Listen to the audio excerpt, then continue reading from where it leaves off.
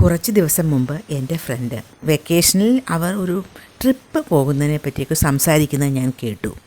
ഇന്ന് ഞാൻ അവളെ കണ്ടപ്പോൾ ചോദിച്ചു, എവിടേക്കാണ് നിങ്ങൾ ട്രിപ്പ് പ്ലാൻ ചെയ്തത്, എന്നാണ് പോകുന്നത് എന്ന്. അവൾ പറയുകയാണ്, അവർ vacation plans are still up in the air. Up in the air എന്താണത്?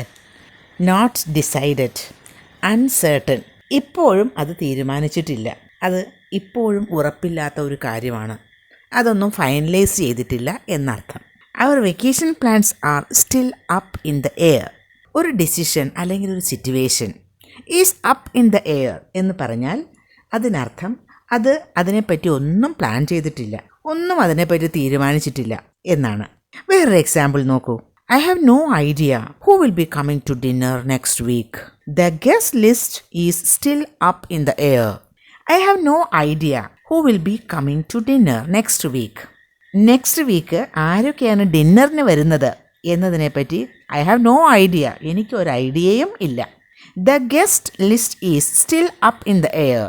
ഗസ്റ്റിൻ്റെ ലിസ്റ്റ് ഇപ്പോഴും ഫൈനലൈസ് ചെയ്തിട്ടില്ല എന്നർത്ഥം. The guest list is still up in the air. The future of the project is still up in the air.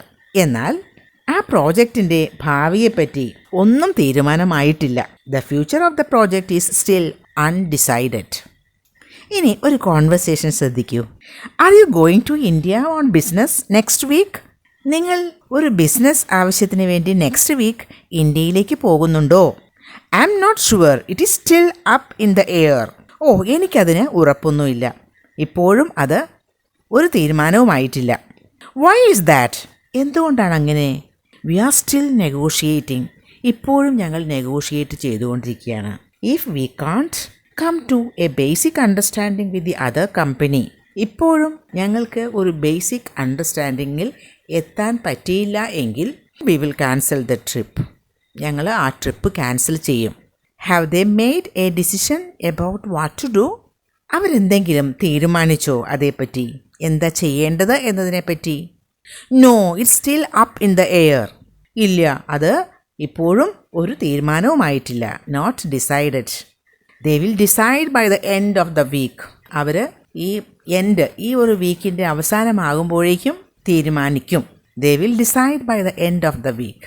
ഇപ്പോൾ up in the air എങ്ങനെ use ചെയ്യുമെന്ന് മനസ്സിലായല്ലോ.